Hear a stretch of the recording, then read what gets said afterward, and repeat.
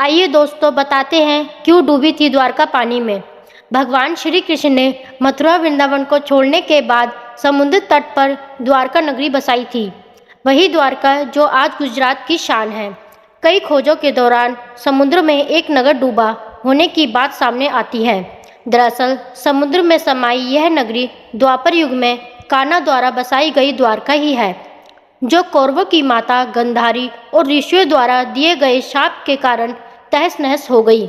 अब आपके मन में सवाल उठेगा कि भगवान की बसाई नगरी को भला ऋषि क्यों शाप देने लगे। आइए जानते हैं इस घटना की पूरी वजह। महाभारत के युद्ध में पांडवों की विजय हुई। श्री कृष्ण ने युधिष्ठिर को राजगद्दी पर बिठाया और राज्य से जुड़े नियम कानून उन्हें समझाकर वे कौरवों की माता गंधारी से मिलने पहुंचे। कान्हा के आने पर गंधारी फूट फूट कर रोने लगी और फिर क्रोधित होकर उन्हें शाप दिया कि जिस तरह तुमने मेरे कुल का नाश किया है, तुम्हारे कुल का अंत भी इसी तरह होगा। श्री कृष्ण साक्षात भगवान थे, चाहते तो इस शाप को निष्फल कर सकते थे, लेकिन उन्होंने मानव रूप में लिए अपने जन्म का मान रखा और गंधारी को प्रणाम करके वहां से चले गए।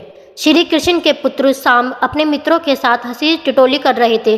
उस समय महर्षि विश्वामित्र और कण्व ऋषि ने द्वारका में प्रवेश किया।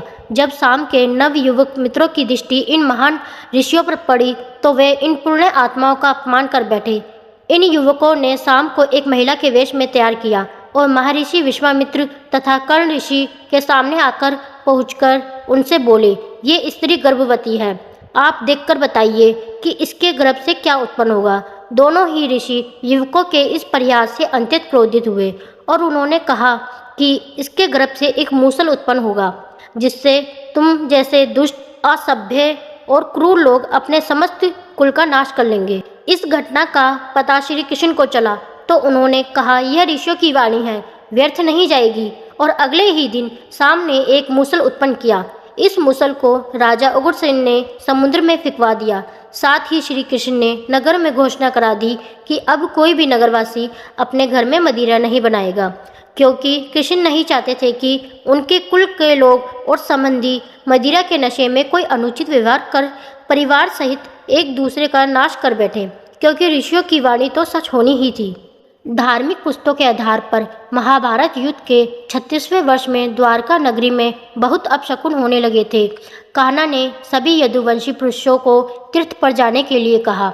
इस पर सभी लोग द्वारका नगरी से तीर्थ के लिए निकल गए।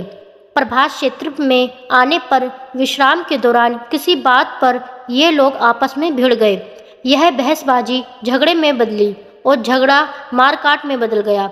इस दौरान ऋषियों का शाप इस रूप में फलीभूत हुआ कि साम ने जिस मूसल को उत्पन्न किया था, उसके प्रभाव से प्रभास क्षेत्र में खड़ी एरका घास को लड़ाई के दौरान जो भी उखाड़ता, वो एरका घास मूसल में परिवर्तित हो जाती।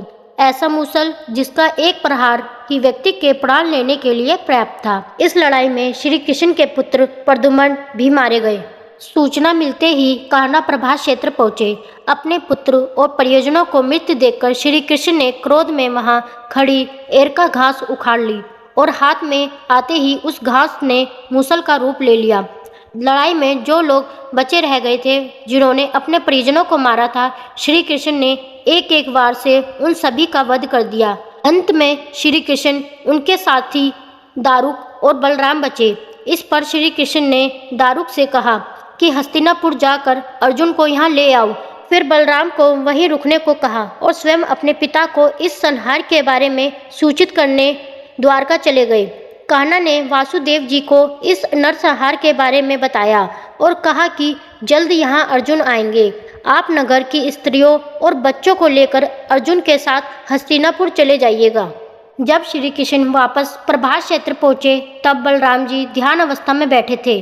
कान्हा के पहुँचते ही उनके शरीर से शेषनाग निकले और समुद्र में चले गए। अब श्री कृष्ण इधर उधर घूमते हुए अपने जीवन और गंधारी के शाप के बारे में विचार करने लगे और फिर एक पेड़ की छांव में बैठ गए। इसी समय जारा नामक एक शिकारी का बाण उनके पैर पर आकर लगा, जिसने दूर से उनके पैर के अंगूठे को हिरण का मुख समझकर बाण चला दिया था।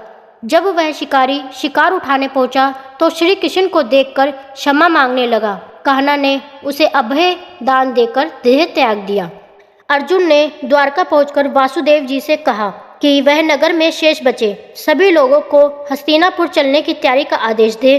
फिर अर्जुन ने प्रभास क्षेत्र जाकर सभी यदुवंशियों का अंतिम संस्कार किया। अगले दिन वासुदेव जी ने प्राण त्याग दिए। उस पर उनका अंतिम संस्कार कर अर्जुन सभी महिलाओं और बच्चों को लेकर द्वारका से निकल गए। जैसे ही उन लोगों ने नगर छोड़ा, द्वारका का राजमहल और नगरी समुद्र में समा गई। उसी नगरी के पिल्लर और अवशेषों के बारे में समुद्र से जुड़ी अलग अलग रिसर्च के दौरान जानकारी मिलती रहती है। यदि आपको यह पौराणिक कहानी अच्छी लगी है तो कृपया लाइक करें, शेयर करें और चैनल को सब्सक्राइब करें। धन्यवाद।